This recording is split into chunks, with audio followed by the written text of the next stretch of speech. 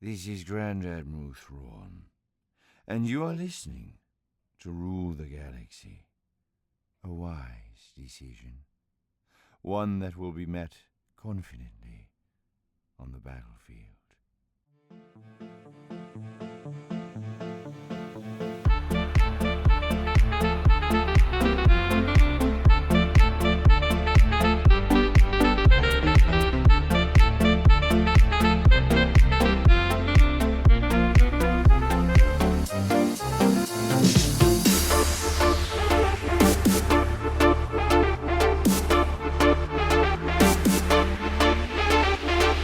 Join me. Together, we can rule the galaxy far from sun.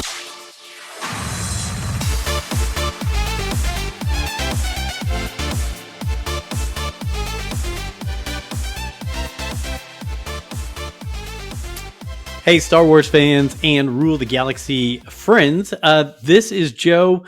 We are finishing the trilogy of the 350th episode of Rule the Galaxy.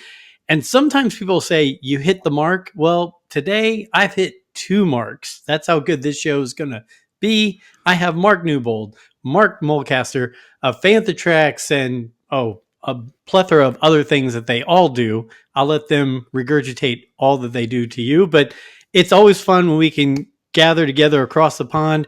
Mark and Mark, welcome back to Rule the Galaxy. How are you both doing today? Oh, okay, me. I'm very well. Thanks for having us, Joe. Yeah, we're good. It's a bit frosty here now, isn't it? It's a bit cold. Winter's finally come to the UK. Definitely. Yeah, definitely. I've just come back from the cinema and it was, I'm feeling it now. So the heating's gone on. I don't like putting the heating on. No, I tried to get to like December the 1st. Well, you're not far away. Yeah. Look at you. I mean, that's holding out for a long time. My wife, no, that's not going to make it. Once it hits a certain temperature, she's like, no, the heat's on. It can't do it. So holding out to December 1st. Look at you. But I try. But it doesn't rarely work because she's like, it's too cold. I'm like, it's, I don't know, 20 degrees still out. You know, what are you worrying about? Put jumpers. That's what jumpers. Exactly. I'm wearing 3 of these right now. And that is what snowspeeder jackets are for as well. Mm-hmm. That's good looking right there. Yeah. I think we all need one of those. Yeah. Actually, surprisingly, they're thin, but they're actually very warm. Nice. Well, it makes sense. Being in Hoth, they need to be warm. I tell you what, guys, I have recently, over the past few years, I joke because I grew up watching. I didn't grow up, but I don't think any of us ever grow up. I watched a lot of Frasier, the sitcom, and he and his brother always spoke about being Anglophiles, how they love the British, and they love their art, they love their theater, and they loved all this. And I always thought, I wonder what it'd be like to be an Anglophile. But with streaming services, I really watch a lot of shows based in England, Scotland, Ireland, Wales. It's amazing to me. I'm never going to be able to pick up any accents from there. I'm not even going to try it. And plus, I just love listening to you guys. But I find myself watching more and more shows from that area. You guys have some great TV, some great cinema. So what I've got to say before you say anything, Mark, it's so refreshing to hear an American know the difference between England, Ireland, Scotland, and Wales for a start. Even though I know there's plenty of Italian heritage, so we're fellow Europeans in a great sense. I talked to my father-in-law yesterday, and he works in York on the railways, and we were just chit-chatting about work days and so on and so forth. And he mentioned how 88 miles up the track from York is Newcastle. And I just said, because my granddad was from Gateshead, which is basically right next to Newcastle. And the accents are, as Mark will know, markedly different, like significantly different. Yeah. And here you can go 20 miles in any direction. And the accent, in certain places, it's fairly similar. And a lot of places, it's really different. So it's interesting that you are being given, let's say, the cream of the crop. Because if you weren't, you wouldn't understand a word that was going on. There's so much stuff that you would be like. So yeah, you're getting the good stuff. Well, my wife always has to have the subtitles on because she goes, while it's still English, I cannot understand half of it. And I'm like, well, just read along. But I recently got addicted to, obviously I've told you I love Ted Lasso. Not that that's an English show, but it's based there. And then Slow Horses, which is fantastic. Mm-hmm. And even though it's again more American than British, but Turn, which I told you guys about the spies in George Washington's ring of spies during the Revolutionary War. Okay. Yeah. So much with British culture and everything. And then we recently got into Department Q, which I believe is Scottish. I think my wife's watched that. Ruth's watched that. And it's really good. And then Broadchurch. Broadchurch is good. Broadchurch, yeah. Oh my gosh! So I walk around all day, and I'm like, man, I wish I could speak like any of those people, but I'm just a guy from the Midwest who sounds like I'm born on a farm. So the irony is that I watch a lot of American shows. Really? Yeah, like he does. But probably not the best American shows. So, you're all Chicago Fire, Chicago this, that, and the other. One Chicago, FBI, like International, Most Wanted, Grey's Anatomy, like we are. Oh my gosh! Criminal Minds, all that glossy kind of procedural nonsense. And it's partly kind of Karen because it's my fault because I said to Karen, because I'd worked on some promos and stuff for Grey's Anatomy back in the day. Like, if you want something to watch, why don't you watch that? Because that's probably a bit more your kind of thing, a bit more kind of lighthearted and what have you. Oh, and I just kind of like sat in one day and it's like, who's that? What's going on there? And then, that was that. And then like this is episode 3 of season 1, by the way. No, it was probably about episode 7 or 8. I think. Okay, there you go. Yeah, it was. Yeah, and I was like, oh my god, what have I done? But that was 21 years later. Yeah. No, but we binged it. Like that was the thing. We binged it probably in about 3 months. We did like 20 odd series, and proper. Wow. Yeah, you guys being couch potatoes if you're doing that with that show. Yeah. You kind of like when we get onto a series, we're just kind of watch it. And then it's like nothing else exists until you finish that series. And then you're like, oh, that's really sad. And you kind of go, why did we watch it all? Yeah. Well, now what can we watch? So, have you watched The Diplomat? Oh, that's another one. Yes, I love The Diplomat. Carrie Russell, Matt, is so good. So good. It is. And again, here we are in England for most of the series, right? To where I get to enjoy that and hear him speaking with people there, and it's absolutely great. So, no, it's always fun, and I just can't believe that here we are, the three of us, and we were talking about it in episode 1 and 2 of the 350th episode of Rule the Galaxy. We've made so many friends in the last 6 years. It's amazing, and in our recent episodes, we had Mark Thompson, Mark Anthony Austin, Vanessa Marshall, people from the sports world here in the States that are friends of ours, old hosts of the show, other podcast hosts, Scott Rifen, Steve Glosson, Michael Knipp, all these people just bouncing around and thinking about the friendships we make. And then I get to tell them, I'm going to do a show with our friends across the pond. So you guys, you're out of luck, and I'm running that one. But it's really cool to look at the memories we've had and the things we've done. We were just joking last night because one of our hosts, D-Doc, really loves Dancing with the Stars. I don't know if Mark Mulcaster, that sounds like a show you would probably like. No, thank you. I do not watch it, but I thought, do you know who would be a great great person to be on that show? Would be Femi Taylor. If we put Ula in Dancing with the Stars, because she's still very fit, very active. Yeah. Think how many Star Wars fans would say, I'm going to go watch that. Maybe they need to do a Star Wars special. just That's a pure. great idea. Get Daisy in there. I bet Daisy can like throw down a few moves and I stuff. bet you she could. Yeah, but Daisy runs like an old granny. We watched Force Awakens the other day at the Albert Hall, and I just thought she runs like an old granny. It's hilarious. Femi Taylor would be the most freeze-framed episode ever of Dancing with the Stars because God knows we freeze-framed Jedi enough, didn't we? Oh, yes. And I will tell you, the most listened show that we've done in 6 years is the episode that we had with Femi Taylor on. Well, there you go. And It's crazy to think about. I mean, we had Ian McDermott. I talked to Ian McDermott on Rule the Galaxy.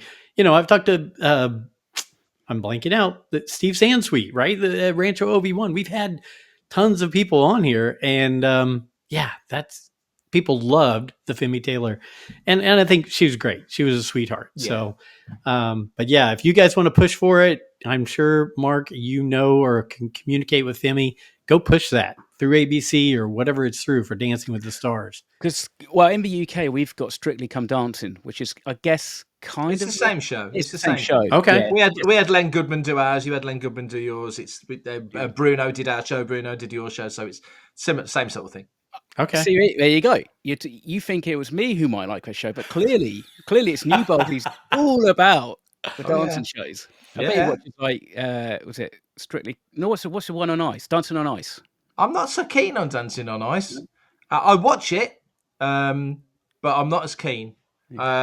Especially now Holly Willoughby's not on it anymore. Yeah. No, it was fine. It was all right. It kind of had its time. But Strictly's still very cool. I like Strictly. Okay.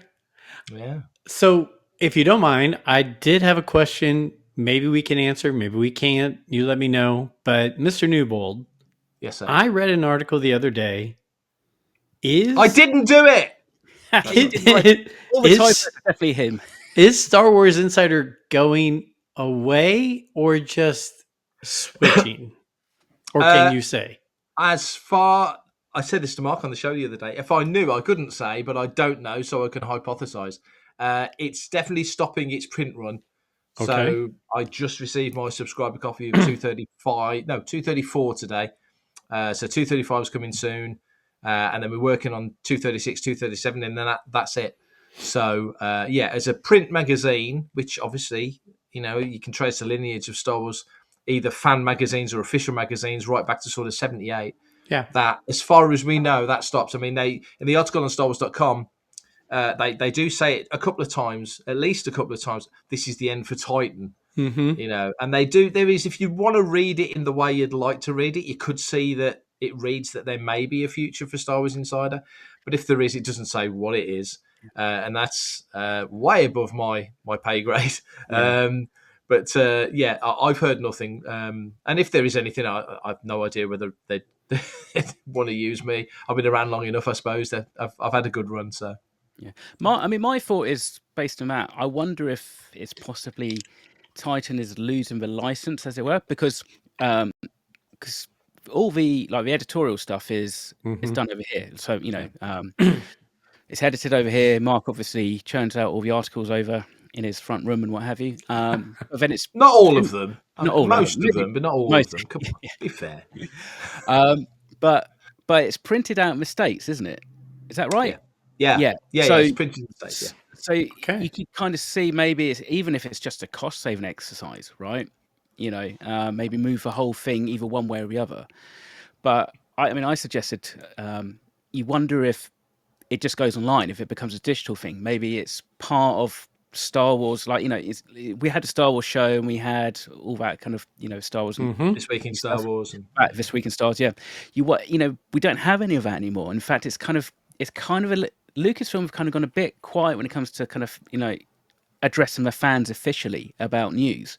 So you wonder if maybe it goes online and that's what it becomes, called Star Wars Insider, hosted by Newbold. That would be fun.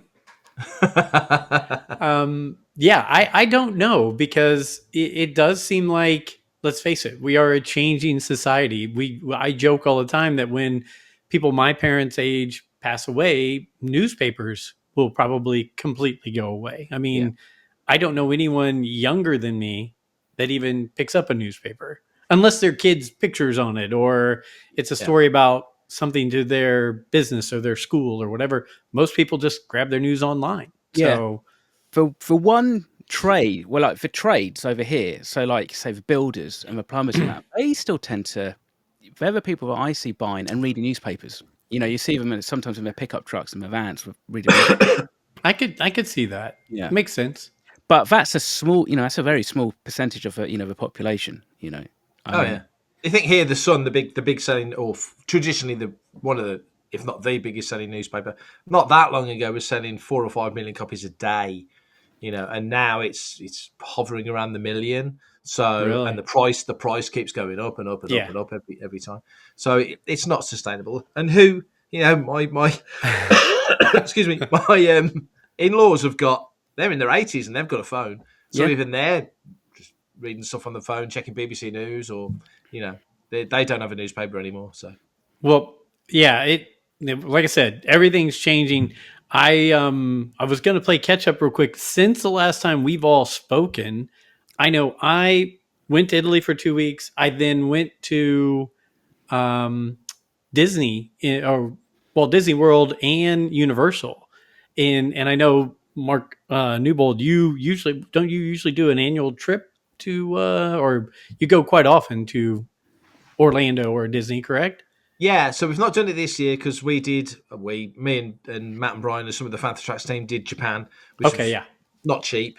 So me and Ruth are doing Orlando, Disney World, September next year. So that's the next America. At the moment, that's the next America trip. We didn't really get around to doing anything stateside this year. It's the first time in about 10 years I've not been to the States outside of COVID, which I feel like I've got right now. Excuse me. But it's September next year. Looking forward to it already. And you know what? I'm going to try it again because I think my kids are making me go to Florida in September of next year. So I'm going to do everything in all possibilities to get there and meet up with you. Even though last time you were in Florida and I was there, we were like still 6 hours away from each other. I remember that. Yes. Yeah, you were halfway up the state and we couldn't make it work. Yeah. Yeah, and Mr. Mulcaster, you originally, we had talked about being in Italy at the same time, but where did you end up going with your band? I forget. Amsterdam. So I went to Holland and played 2 heavy metal festivals back to back. But I am going to Disneyland Paris in December. Good for you. Yeah, for 4 days for a friend's 50th. So we kind of looked at it. And we talked about it earlier in the year, and then we're like, maybe we won't. And then we wanted to do something for his 50th, and somebody suggested, let's go to Edinburgh, for the weekend, and just do the Christmas markets fair and stuff. Mm-hmm. And funnily enough, they're actually not too far from Mark. And we looked at the cost of trying to get us all there, and it's like, let's just go to Paris. Let's just pay for it. Just go to Disneyland, because it's like it wasn't any cheaper than going up to Edinburgh, Scotland, and it's like it's the same country. So. Well, that is cool. You know what? I haven't spoken about this really a lot in public, but I will give you guys the insight. I was flying back from Rome, and our connection both there and back was Dublin. We were flying an Irish airline. We land in Dublin from Rome on a Saturday, and we're supposed to get home Saturday evening in the States. We get there, and we noticed something's wrong, and they said, we're going to be on the tarmac for a little while. And we sit there, and about 2.5 hours later, still sitting in the plane on the tarmac, I'm checking my phone, and all of a sudden I see bomb threat and security threat at Dublin Airport. Oh, wow. And so we sat there until the all clear got given because they had to clear the entire airport. They let us all back in. Of course, flights were a mess then. Yeah. We finally got through every layer of security you could get through, all the changing over, we get to our place and they said, oh yeah, the flight's going to leave in half an hour. We held everything off. 4 hours later, they said, oh, no, we canceled the flight. So I spent the night in the Dublin airport on the floor. Oh, man. And then the next morning, there were no flights going back to the US. So I had to rebook new flights. And I went from Dublin to Amsterdam. So there we go. That's what made me think about it. Amsterdam, then to Minneapolis, then to Indianapolis. So I got home a day late, 24 hours late, but I also added 3 new flights into the mix. But I can say, even though it's just the airport, I also went to Amsterdam this year. Oh, Not as much fun as you had. no. I mean, but to be fair, you think it's fun doing this kind of rock and roll stuff, but actually you are like, we got the Eurotunnel, so the train, and I kid you not, I think it was a train in front of us, but it was about an hour in front of us in terms of like the track, hit a cow, and so that stopped all the trains coming, and then we had to reverse back to Rotterdam or something, and then go another way. So we got into Amsterdam at like 4 a.m. in the morning, and then we had to be picked up to go to the festival at 9 a.m. So yeah, if it was the same weekend. Travel is so much fun. I love traveling. I do too. Flying. I love flying. Yeah. I've always loved flying, especially going out to kind of like South America, mate. It always feels like it's a big adventure when you go get on a plane and stuff. Yeah. When I was a little kid, I always felt like you had to be rich to fly. So now that I'm older and I fly, I'm like, well, look, there you go. I'm rich. I guess I must be rich. I'm not, but it at least feels that way. You're not, because you're sleeping on the floor in Dublin, right? So yeah. And by the way, just for our friends listening to the show, I got an attack with a kidney stone that day. Oh man! So I was literally getting sick, buckling over, holding my side, drinking gallons of water, going to the restroom every 15 minutes because I was drinking gallons of water, and then flying back from there to Amsterdam, to Minneapolis, to Indianapolis. It was, needless to say, it was one of the worst 24 hours ever. But hey, I'm here and I had a great time in Italy, so it doesn't matter. So yeah, it's good. And actually, I'm looking to go back. My wife loves Italy so much now. She wants to go during the holiday season next year, and she wants to go see all the lights and the markets. And so we're already planning. So it's up in the air for that right now. But listen to us. We've become a travel podcast. Okay, we talked about Insider. How about let's talk about good, positive stuff going forward. We've got a Mando movie coming up in 2026. We've got Starfighter in 2027. We've got Celebration in 2027, which ought to be the end-all, be-all of celebrations, considering it'll be the 50th. We've got Maul coming up. We've got Ahsoka Season 2. What in that group right there has really got you excited, pumped? I mean, like, what's got you going, this is going to rev Star Wars back up? We've had a little lull in 2025. I think we all agree. What of that has got you the most pumped coming into the next couple of years? Floor's me. Either one. I'm so boringly predictable. I'm looking forward to all of it. I mean, I'm really looking forward to Celebration because it's the 50th. Because it's the 50th, I think that'll be the one that pulls back people that haven't been for a while. Makes people who've not done, obviously, Mark, you've not done an international one, so it'll make people. Well, you did Germany, you did Essen. People who want to do an international one, fly to the States and do that, or travel from the States and do that. So I have a feeling we'll see faces old and new at that one, so that's going to be special. Also, feels like it might be, given just the passing of time, it might be the last time we see Ford and Hamill and Lucas and people like that at a Celebration. So that's going to feel special. So I'm looking forward to that. Starfighter, from folks I know that are working on it, all seem like quietly confident that this is going to be a bit special. Same for Ahsoka. I'm looking forward to that very much. And also just curious to see the differences, between how it looked when it was made on the volume and the way it was done before, and compared to how it's going to be done now. Mando Grogu, we talked about this on Making Tracks. Curious. I'm expecting a fun action adventure movie, but then there's little bits that Favreau keeps saying, well, there's character development and there's things happening, and Sigourney Weaver sort of saying about leaning into the character stuff. So there's more going on there as well. Maul, I'm very excited for. I'm missing Star Wars animation, sequential, ongoing Star Wars, classic Star Wars animation in sort of Rebels and Clone Wars style. I think Star Wars should have a lot more of that, and it's missing it. enjoying Visions. I like Tales of the whatever it is this year. Yeah. I'm enjoying the Lego stuff. I think they're great fun. But just an ongoing, 14 episodes a year of whatever it may be. I'm really looking forward to that, especially because it sounds from what Whit was said, it's kind of the same sort of time period as Bad Batch was, coming right out the back end of Revenge of the Sith. So I'm looking forward to that. So yeah, there's not a lot that I'm not genuinely, keen and excited for. And of course, in the time between now and when all of that starts hitting, obviously Mando and Grogu is the first thing, but even by the time we get to Starfighter, you just know that, well, there may be a changing of the guard at Lucasfilm and at Disney, which means there's probably going to be new stuff gets announced. So even in the time between now and then, which is only sort of 18 months really, until we get to Starfighter, it's not that far away. We're November and we're talking May of not next year, but the year after. So it's not that far. There should be quite a few other things announced as well. So it's a vibrant time for Star Wars. I agree.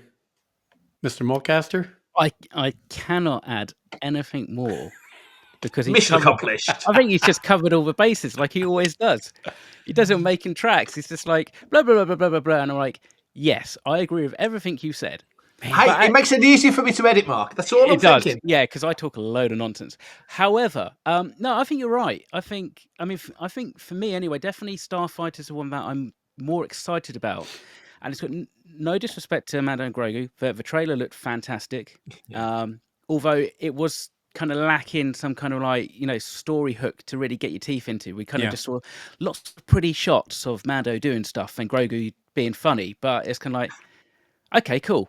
But we've had that in the series. So what is, what's new other than Sigourney Weaver? I mean, because as much as she's fantastic, she's not really a box office draw. What it's going to bring, like the average punter who isn't necessarily kind of like hardcore fans who runs a podcast or a video cast into the cinema to watch Star Wars and to watch that film.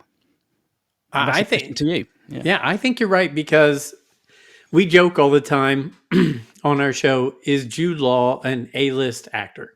Right? That is something that comes around back and forth. We actually have debates on it all the time. And we go through his movies, we go through his IMDb, we discuss it because when Skeleton Crew was coming out, I was like, guys, they've got a big name guy coming along with Skeleton Crew. And I really enjoyed Skeleton Crew. I think it fit more in that mold, like you said, of a good, fun Star Wars ride, right? It wasn't so meaty that, as Sigourney Weaver said, we're going to lean into, every Star Wars doesn't have to be the end all be all of Star Wars. It can just be a story and let you see what's going on in the universe. And I think Skeleton Crew right now, unless we hear anything different, is just that. But I thought Jude Law was a top-notch guy to be putting in a show like that. And if you haven't seen Black Rabbit yet, by the way, I'm going to tell you guys both, Jason Bateman and Jude Law.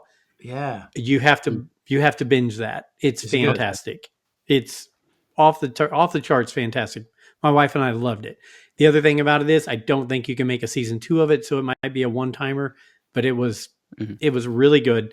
But looking at Sigourney Weaver, as you said, years back, would she have been a big enough name to draw something? Probably. She was in some big movies. Yeah. But it's also 20 years later than when she was in those big movies.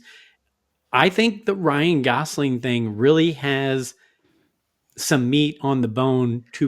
You have Barbie fans, you have La La Land fans. It has the star power. Correct. That's the one that's going to have a big draw, I think. Yeah, I agree. I mean, there's going to be people who are like, well, I'm not as big a Star Wars fan, but I like the stuff he's been in, and I like Star Wars enough that it should add extra behinds into the seats. Mando Grogu, I don't know yet. I don't know if it's going to be a $1 billion movie. I can't tell. Yeah. I mean, it's going to be fun. Yeah. And like you said, guys like us are going to go see it. And we're going to take our kids, or we're going to take, our nieces and nephews, or because it's probably built more for them. But I think Starfighter is the one that might be able to really draw people in. And it got fast tracked so quickly that I got to believe somebody at Disney and Lucasfilm felt maybe the same vibe from that.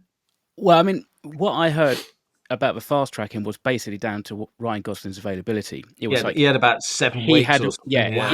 he had a window, and we're like, Yeah. if you don't do it now, you're not It going to won't do it happen. for 5 years, if Yeah. at all. You know, Yeah. so they're like, okay, yeah.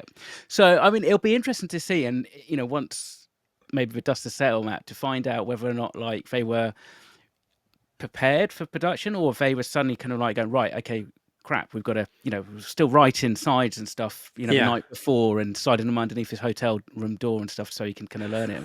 But even like, is it Matt Smith who's in it? So he's you know, House of Dragons and also Doctor Who. Matt, he's got quite a strong following. He's in it, but he's not in it. Like, I think his like shooting schedule's kind of quite 2 weeks. Yeah, so nice. So it's, you know, so obviously they're trying to work it, you know, and you got Mia Goth in there as well. So, you know, who I think I'm less familiar with, but again, she's quite a big draw. So they've obviously pulling in the, like, you know, bigger box office names, and I guess just trying to work around their schedules just to kind of get it to happen. So it'll be interesting to see how it all gels together, you know, when it finishes. Yeah, Amy Adams. I mean, here in the States, people love. She's been in a lot of great movies.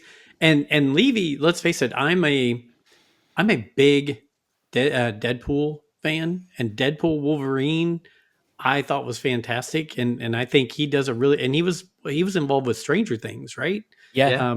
And that was just a huge monumental thing here when that came out, to where people look at it and go, this guy's got chops. He can pull this off. So I'm hoping all that does come together.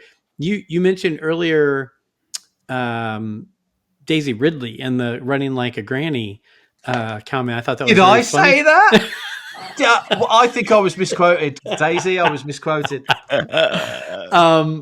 But you know, that's another thing, and not to bring it down, but again, seeing Starfighter get pushed so far ahead quickly, and maybe it's just because of that timing thing, but Daisy, we're seeing another road bump, you know, another speed bump come up. She just signed in to do another movie. Now she's got a list of 3 or 4 movies that she's committed to. Yeah. To where is, I mean, she does have a draw. I don't get me wrong. I think if they made a Daisy Ridley, Rey, Star Wars film and they did it right, I mean, I think it would bring. There's a lot of kids who that was their Luke, right? Yeah. True. But I don't know when it's going to happen now. Nah, I mean, there's part of me that does wonder if that. I mean, it's gone so quiet, which obviously just has scripting and probably story issues. Yeah. But you wonder if that whole Adam Driver leak thing has kind of come out as maybe somebody kind of going, oh yeah, maybe if we put those two in a movie together, that's what people want. You know, they want that relationship, don't they? I think there's a lot of people who want to see more of that relationship. And so you think, well, okay, maybe there's people kind of going, yeah, I'm not too sure. And then maybe we're just kind of float it out there and see what the fan reaction is. Because if we all turn around and say, nah, that's utter nonsense, we don't want that because he's dead. Right. Then we'd be like, okay. But then there's been such a big outpouring of people like, oh, we want it. Then maybe It's that's tricky though, because the relationship aspects of any film, especially Star Wars, because there's so many characters, there'll be, you know, Star Wars as a whole gets 100% of the people that watch it. But then if you said the sequel is just about Han and Chewie, you're not going to get all those 100% of people, or as much as if it was the next one's R2 and 3PO, or the next one's Han and Luke and Leia, or whatever it might be.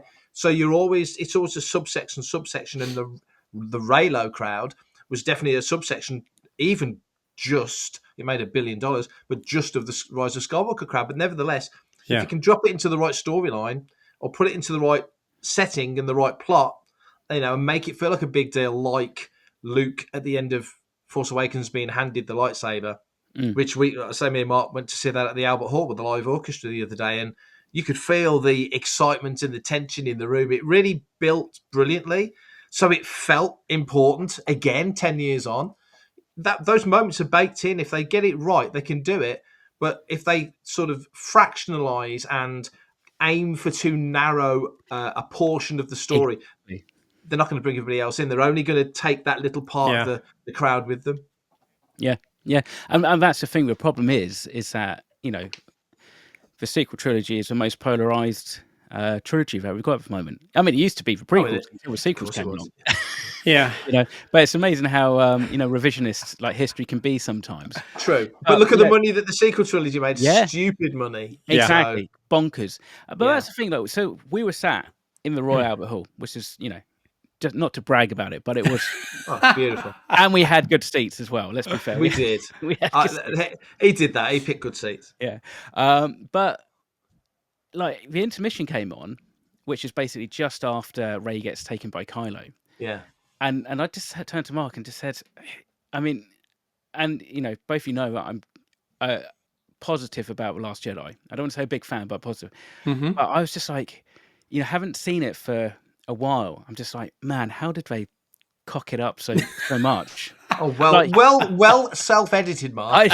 Well done. Exactly what I was going to say. But that's my point. Like, all those things, like how much emphasis they put on like how important Rey is, and all that, and then suddenly it's just like she's no one, and you're just like, yeah, there was something that somebody was setting up, and they had a good intention. And I don't know. Anyhow, sorry. It's okay. There's enough on the table.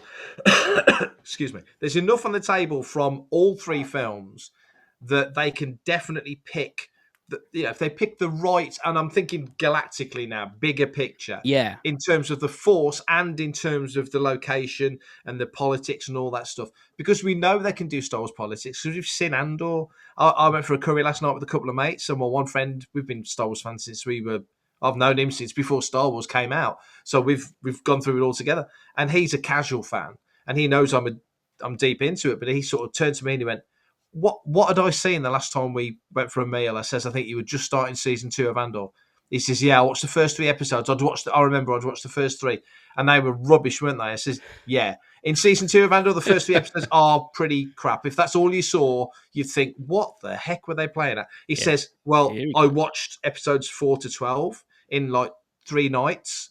And that was it. The next 10 minutes was like, I forgot I was watching Star Wars. I couldn't believe how good it was. And he was raving. And this guy is notoriously grumpy, and he was raving about it. So Star Wars can do all these things. So I think moving forward with Starfighter and whatever they do with Rey, if they can pick out the right elements, then there actually is a galactic sort of status quo at the end of 9, where now the First Order's gone. Now the Final Order's gone. Now Exegol's revealed. All these things have happened, and Leia's gone, and Luke's gone, and Han's gone within the space of a year. The Republic's gone. So now it's like it's a completely level.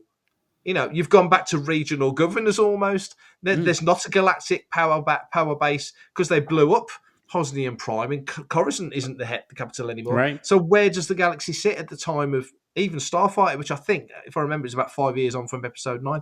So if that's the next thing we see, please don't do a Favreau and Filoni and not let us tell stories in that time period, because they're very precious about that Mando era, because nobody else gets to write in there. They do adaptations, but nobody else seems to be able to write stories in that time period, and it's a key time period. Yeah. I hope that whoever takes the thing forward from there, Lucasfilm are like, we're not having that again. We can't have you just blocking off a time period again. Let's move forward, because it seems like Mando and Grogu feels like it's going to focus on those characters and everything's peripheral to them.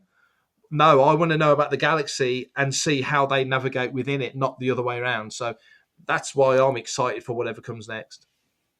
Yeah. Do you think we're going to see Daisy make a cameo in Starfighter? Do you think maybe they're going to set that up? What? I can't hear you. You've gone quiet. What? Say that again. Do you think we're likely Sorry, to see I can't hear. What was that? You're a dick. Utter nonsense. There goes my PG rating. That's okay. If you had to, sorry about that. Sorry, you should. If they were going to pick a character, I mean, obviously they can't pick Ben now because that's unresolved until they decide to do whatever they're doing with it. Does Oscar Isaac need another house? I don't know. And if you brought Finn back, you've got to kind of resolve where his character is, because they definitely hint at that Jedi potential more in 9 than anything else, with him sensing Rey and all that sort of stuff. So I don't think you could use him. So if you're going to bring a character in, Rey would be the logical one.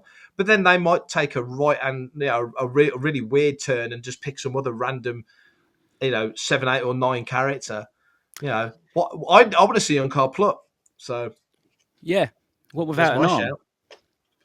Why not? Yeah, should we pulled it off? They could use Constable Zuvio. That'd be amazing. Yeah. Oh, you know That's- how to say the sweetest things. That is repeat viewings right there. Just how many times you can watch those 3 frames again and again and Oh again. man, Yeah. I tell you, the days when I said, "Where is this guy in this movie? I've got the character. You've got to I stop can't." blinking, Joe. You've got to Yeah. stop blinking. I guess I do. You're your own worst enemy. Yeah, I'm gonna from now on I'm gonna watch Star Wars tape my eyes open like that. So Work orange style. we just celebrated Life Day. I don't know if you guys are Orthodox or non-Orthodox Life Days, believers, but man, I'm really excited and happy that Star Wars is not taking it too seriously. They're putting it at Galaxy's Edge. They're making characters of Chewie in the Life Day outfit. There's things, we were so precious about things in the past. Look, see, there we go. Is that the one that makes noise and talks, or? No, that's Mark. I hope not. No, this is from the Disney store, but this was from last year before, maybe. And I had to really negotiate to get this. This wasn't allowed to come home with me, but I was like, it's coming home with me. I was like, but it's Chewie in a Life Day robe. I've told other people. My wife always asks. She always asks why I love the Y-wing so much, and I loved the Y-wing in the original trilogy, but it didn't come out as a toy until I was kind of done buying toys. It came out when I was 13 or 14, and by that time, I was into sports and chasing girls and all that kind of silly stuff. And I was like, I'm not going to keep buying toys. I should have, because I still wanted it, but really the thing that made me connect to it was the animated short in the holiday special. Yeah. And so she had never seen that. So the other day on Disney Plus, I put that on. I was like, hey, this is why I like the Y-wing. And she looked at me and she was like, that was really weird. and I was like, what? She goes, yeah, that cartoon was really weird. So I was like, you're never watching the holiday special then, because I was going to ask. No. She seen the whole thing. No. And actually last night on a show, one of our listeners, one of our followers asked if Rule of the Galaxy would put on YouTube over here the holiday special and do a live kind of reaction show to it. Oh, and I'm thinking we might need to do that. Yeah, you do.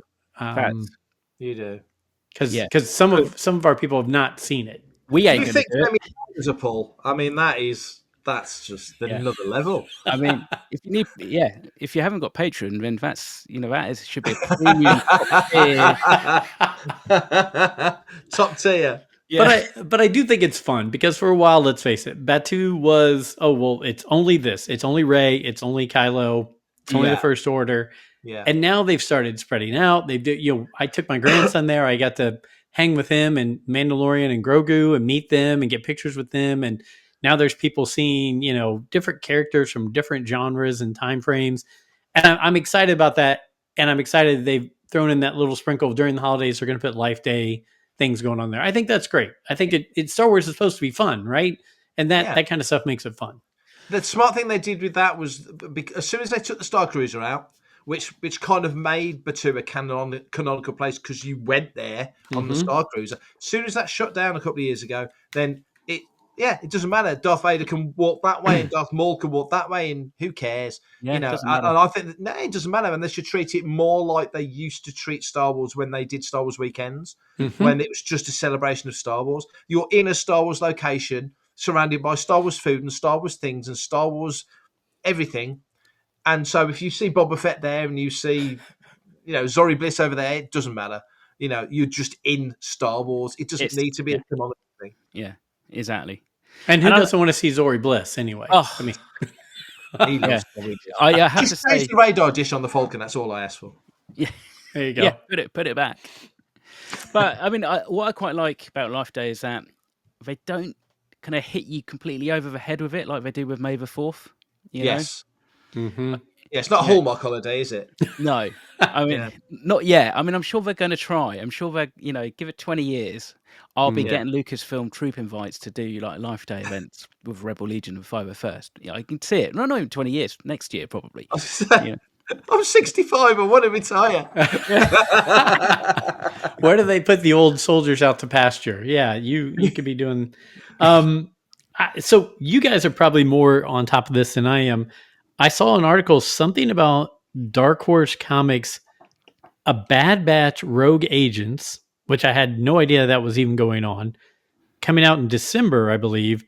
And there's a Cole, Hank, Charger, and Rice that are new clones. Have you seen or heard anything about this?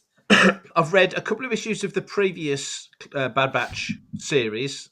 I think it was Marco Moretti wrote it. I think we had him on Cannon Fodder quite a few months ago.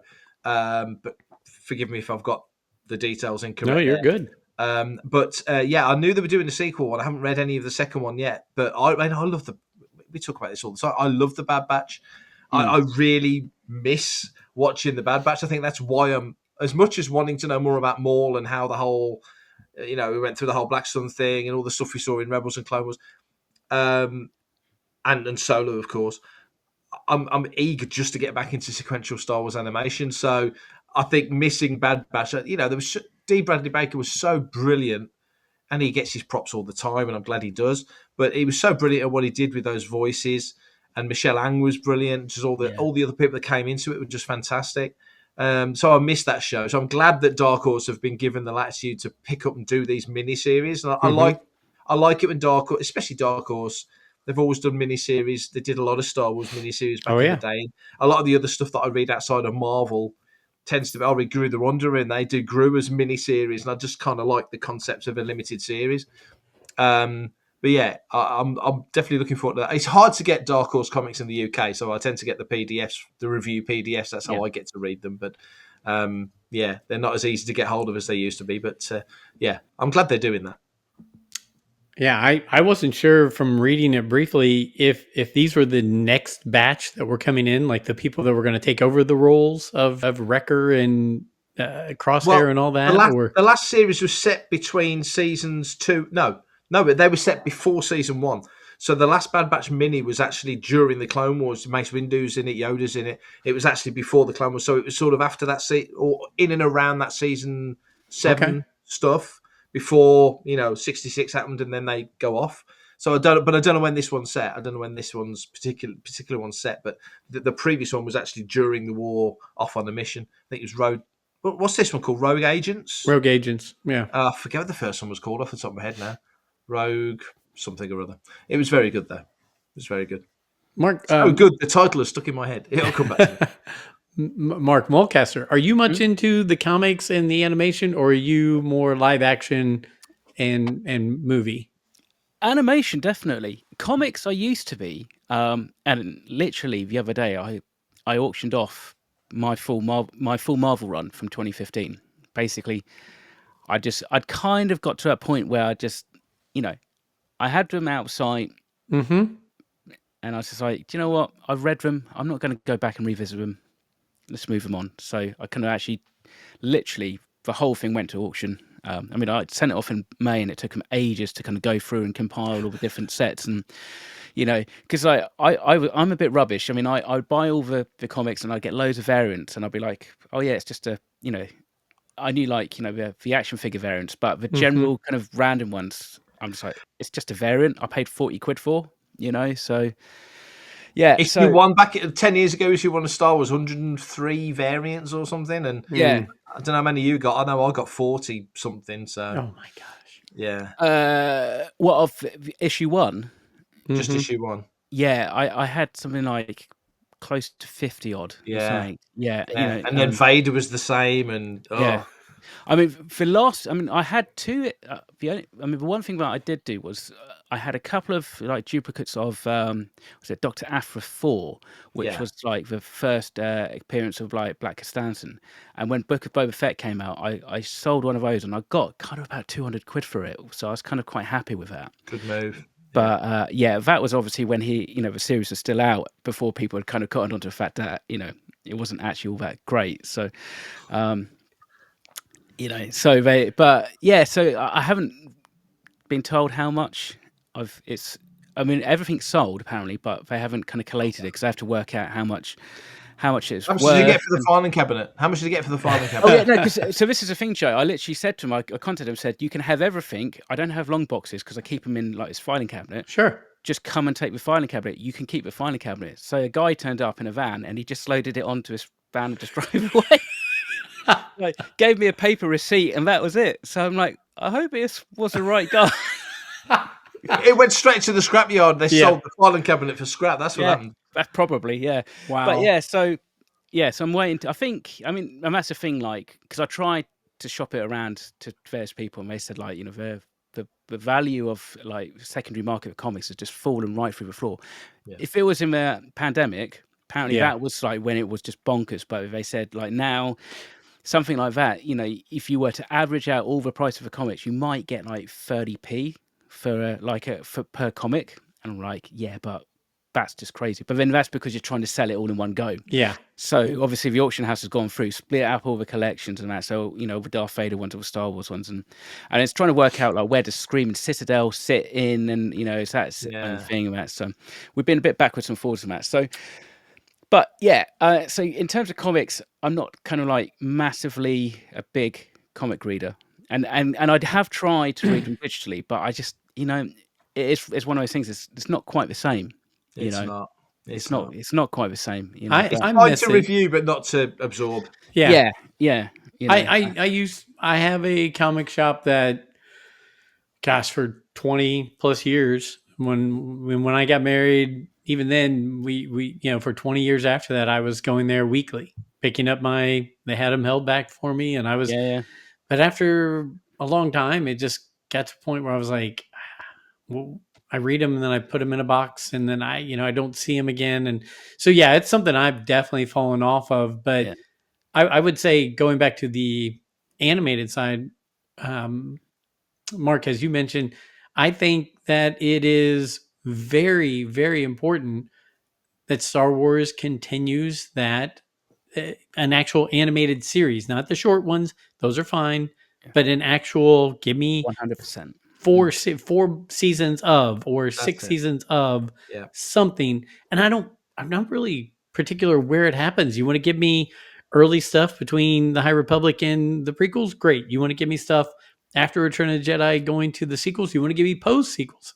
I'm fine with all that. Okay. But I think an animated series, it just deepens the actual movies themselves. It enriches what you see, because now, let's face it, in a 2.5 hour movie, you can't fit everything in. So if you give that buffer between of all the stuff that could happen and go on leading to that, I'm all for that, and I miss it. I'm looking forward to them all, just because I find myself sometimes just flipping on Clone Wars or Rebels or something and watching a few episodes, because it's actually really good stories and a lot of fun. So, and you always get the voice actors are generally so into it, and these are professional voice actors that do all sorts of stuff. It's not like they're only doing Star Wars.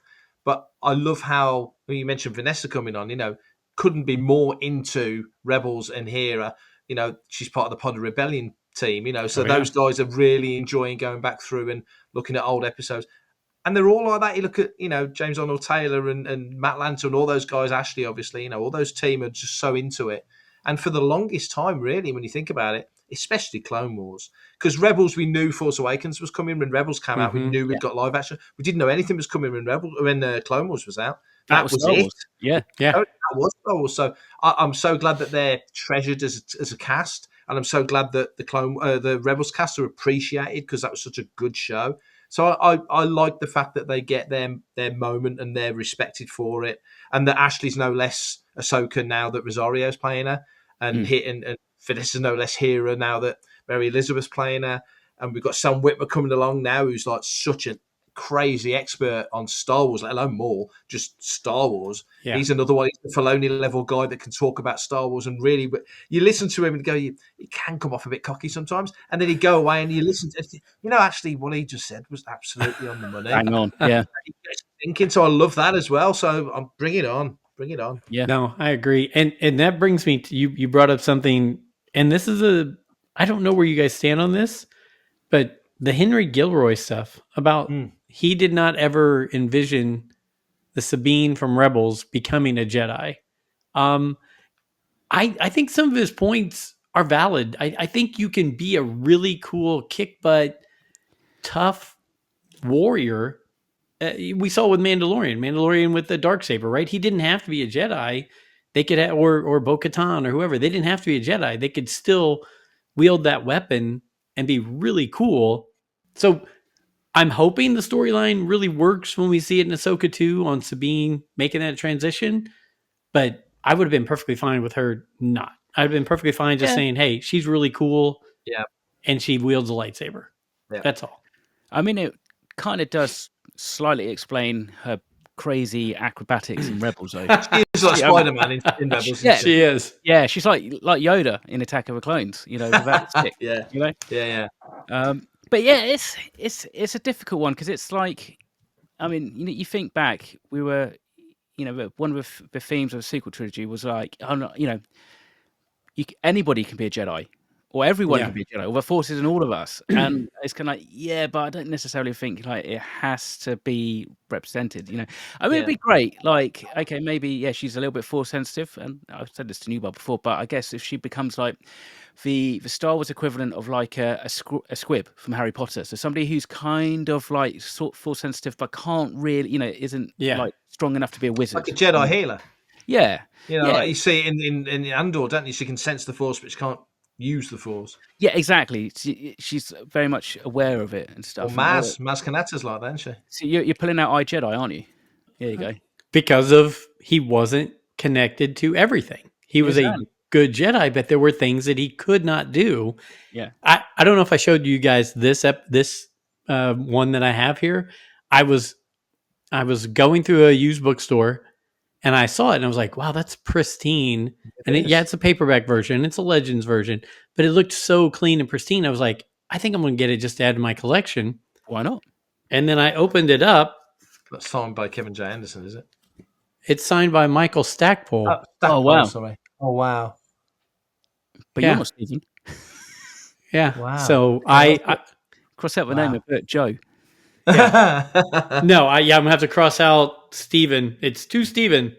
Best wishes, Michael Stackpole. But I was like, this book says it's like $1.99. They were like, yeah. I go, yeah, I'll take that. I'll take that. I mean, I'll find a Steven someday, but Michael Stackpole signed it. But yeah, just weird little find like that. It got me all pumped. But it just reminded me when you were talking about every Jedi's not Luke, right? I mean, they can't do every single thing that some can jump, some can wield a lightsaber, some, have a force push. Push. Yeah. And like, was it Mace Windu had that, was it Shatterpoint kind of thing where he could kind of sense where, how things were kind of put together and stuff like that. And that makes it interesting anyway, doesn't it? To have these different variations of that. So, I mean, and I think go ahead. It comes back to that thing of like what JJ said about Force Awakens is like, wherever you put Luke in, for focus on Luke. And also like Luke is, at that point we think he's like the ultimate Jedi. So therefore he can just like save the galaxy in that. So it's but even the bad guys think that's the twist. I think that's one of the irony. The bad guys like, we've got to hunt him down and kill him because he's going to ruin it for all of us. And it's like, I just want to stay out here and fish. And drink green milk. Yeah. But was it in the visual dictionary where I think Pablo put it that like those white robes that he's wearing are basically like kind of like Jedi kind of like robes that, ceremonial robes that they wear to like commit suicide or something. It was like something really dark about it. Like if it was like that's why he was laying those out, right? Like it was something.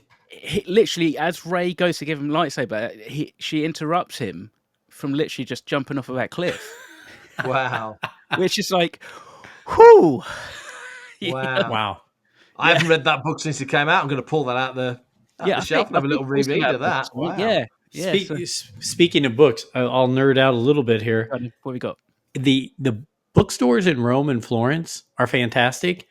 And because I've got every other book signed by Timothy Zahn, I bought the Italian version of Heir to the Empire. Nice. So I tried to read a few chapters and I know some Italian. Whew, it's really hard to read Italian when you only know some words in Italian. it's tough. But I'm going to get him to sign this to go to my collection as well. I remember trying to do the same thing when I was out. When I was having to visit my wife out in Venezuela, I tried to buy a Spanish Star Wars book, and I'm just like, oh yeah, that's nope. Well, the funny thing is I've read that so many times that I Yeah. know what's going on. So I'm like, I can piecemeal this together. But still, I got in a few chapters and I was like, it's hurting my head trying to do this and put this together. So, yeah.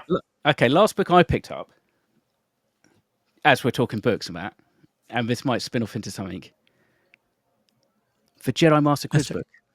Wasn't that from, how long ago was that out? It smells like 1980. 82, 83, wasn't that? Yeah. Rusty Miller, was it Rusty? What's his name? Yeah, Rusty? compiled by Rusty Miller. Where did you find that? eBay, obviously. I mean, I was looking for it, and this is like, I think it's the first edition, as it were. You know, 'cause they did a couple of different versions, but this is like really, like, the spine is really nice and that. And so he was about 11 when he wrote that, wasn't he? Something crazy like that. He was he was a kid. Yeah, there is literally a picture of him on the back. Oh my gosh. So it says, Rusty Miller was an enterprising 11-year-old student in Florida, where he compiled a Jedi Master's quiz book. This is his first published work. I don't know how many other books he's done, or how old he is now, but I guess he must be Newbold's age. I say, Mark, you weren't like a co-writer on that, were you? I mean, you were starting back then. I was doing fanfic then, but I wasn't doing official books. I traced Rusty down. We've been Facebook friends for a while because I always wanted to interview him and never did. And the weird thing is, if you see a photograph of him now, here's a story for you. So on Lightsaber, my old site, I used to have Danny Wagner, who was one of the makeup model makers guys at ILM back in the day for Kerner, worked on Crystal Skull, worked on Revenge of the Sith. And I put a picture of him on the site and in error but thinking it was him, for an article, but I put a picture of Rusty Miller up as an adult because I was doing an interview with Rusty, which I don't think ever happened, and they look freakishly identical. Oh, wow. And Danny got really annoyed with me because he was like, that's not me, that's somebody else. And then I realised I'd saved the pictures as the wrong names and put the wrong ones on, but that's by the by. So if you know what Danny Wagner looks like, you'll know that's what Rusty Miller looks like now. But yeah, what a cool thing to be like 11 years old and write an official Star Wars book. Have a Star Wars book published? Because there was only, back then, you got the original Star Wars novel, the Han Solo trilogy, Splinter of the Mind's Eye. There was From the Blob to Star Wars, which came out here, which was like a quiz book type thing by Sphere. But that wasn't an official Star Wars release. You'd had the Empire novel from Donald F. Glutt, and that's pre-Jedi. So I don't think you've had...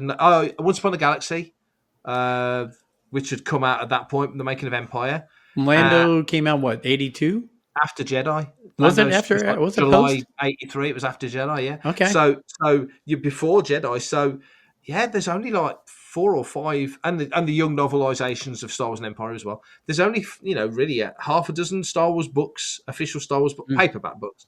Yeah. And then an 11-year-old kid releases a quiz book. That's just amazing. Yeah. I mean, he's probably still to this day, he's got to be the youngest official Star Wars author, hasn't he? I can't imagine that he's not. I know... he would be. There can't be. I don't think any kid has written a young reader's book or anything like that. I was thinking of Vivian Lyra Blair was looking at doing some stuff, but she was 11, I think, when she made Kenobi, so she would have been too old or too old at 11.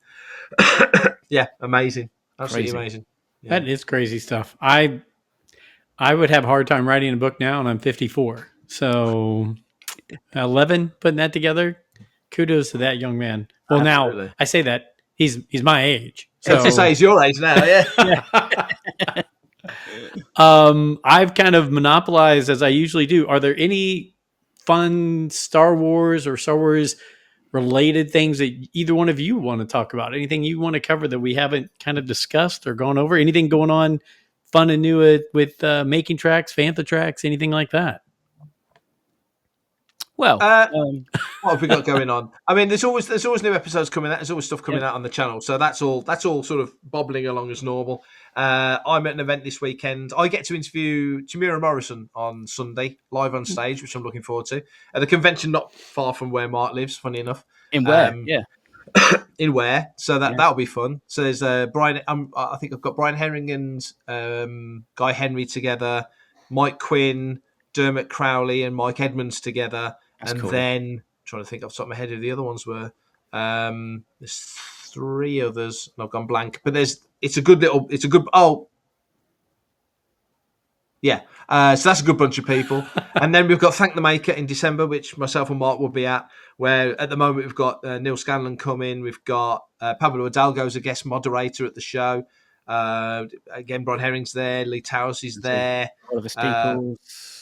Oliver Steeples is there. I think we've announced 10 guests so far. We've just announced Matt Sterling, who was a stunt performer on Force Awakens, and Sonny Merchant, who was the assistant props guy, which I'm really interested to see how that all works. Never spoke to an on-set props guy like that before, certainly not from Star Wars. So that's developing. There's more guests to be announced there. So, yeah, we've got a busy last few weeks of the year for conventions. Yeah, and loads of content, which is great. MCM Birmingham as well in between those 2 dates. So that's not this weekend, the weekend after. So that's and you're hopefully hosting a panel on the 25th anniversary of the UK Garrison. So yeah, looking forward to that. That'll be fun. We've got the meal on the Saturday night as well, so that'll be fun. Nice. Yeah. Okay, so, yeah. That's Plenty, good. That's a lot. Plenty going on. You guys do always have plenty going on. We we talked as a group because even though Brent, Alfie, and myself, 3 of the co-hosts live within 20 minutes of each other, D-Doc lives in Philadelphia, so 10-hour drive from here. So we are trying to plan our next adventure where we all get to meet up, because we usually only get to meet up as a group once a year. So we're trying to put those dates together. It's tough. It's not so tough for me because I'm an old grandpa now, right? I don't have to worry about chasing too many kids, but all of them have young children, and D-Doc's got another one on the way in March. Right. So he's just adding to his heavy workload there. Yeah. He's almost got a team of kids now. So how many's he got? Well, this will be his 4th. I joke with him because I was like, one more, you can have your own basketball team. But yeah, he's keeping the redheaded population alive in Philadelphia.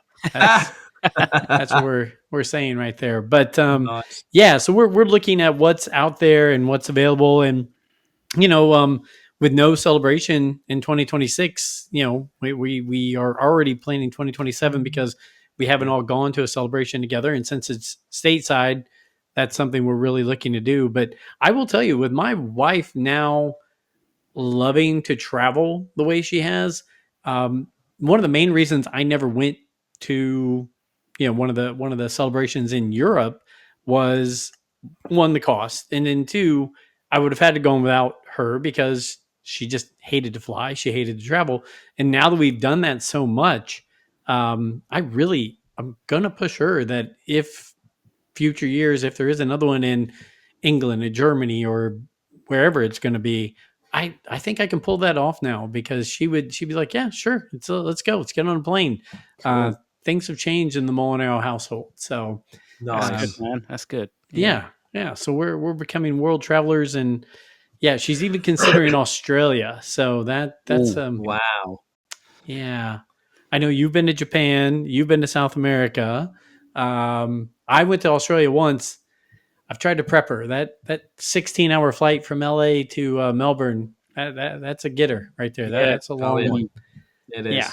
Yeah. But it's worth it. So we don't have much going on, but I do thank you guys for taking an hour out of your day to help us celebrate. And you can feel proud that of the trilogy, you are the Return of the Jedi of the 350th. Ewoks. Yup. And I've got homework to do. I've got to get caught up on the Legos and the Visions, because I can't wait to join up with you guys and do a 2025 review, because we're going to have a lot of stuff in the future. And I'm just boring enough to cover the slow moving 2025. So that'll be good. So it's all good. It's all good. Good, man. All right. Well, you guys, thank you so much. Have a great weekend. Thanks for coming and being a part of this.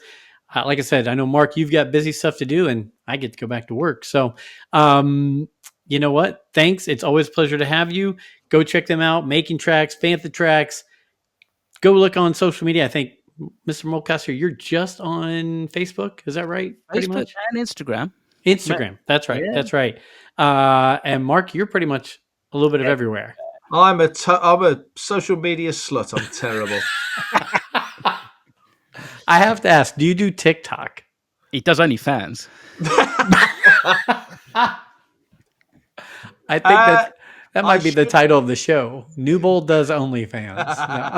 No. You dare. No. No, I don't do TikTok. I watch TikTok. I don't participate. It's a lot of effort, isn't it? It's a lot of effort, and I'm not that good of a dancer. Yeah, we've talked about it with like the Rebel Legion of a bass and stuff. Even actually with the band, and the band actually, other than me, the rest of the band are like older than you guys. So it's an old heavy metal band. And somebody's like, do we need to be on TikTok? I'm like, guys, I've only just dragged you onto Instagram. We are not going on TikTok. I was like, they're still on MySpace. Yeah, yeah. MySpace. Yeah, totally. Oh, those were the days. Man, I feel so old. We in the recent episodes we've talked about remote controls and phone, landline phones. Yeah. And I sit there and I'm like, how much have we changed in our lives? It's just absolutely crazy. So anyway, guys, thanks. Always a pleasure to speak with you. Always fun to talk Star Wars and just talk about life in general. Thanks for taking the time. And we'll meet up again in a month or so. And until then, may the Force be with you. And with you.